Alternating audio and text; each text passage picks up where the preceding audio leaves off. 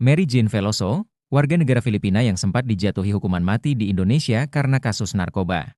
Akhirnya dipulangkan ke negaranya pada Rabu, 20 November 2024. Mary Jane ditangkap pada April 2010 di Bandara Adi Sucipto, Yogyakarta, setelah ditemukan membawa heroin seberat 2,6 kg dalam kopernya.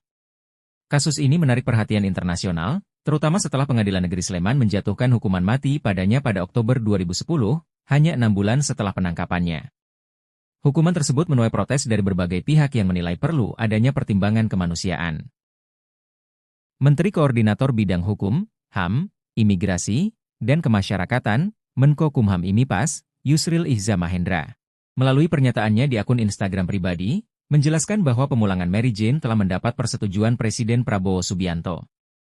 Yusril juga menyoroti bahwa hukum di Filipina saat ini tidak lagi menerapkan hukuman mati.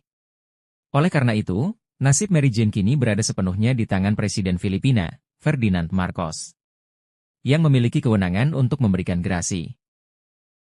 Proses pemindahan Mary Jane ke Filipina melibatkan pembahasan panjang dan koordinasi beberapa kementerian di Indonesia.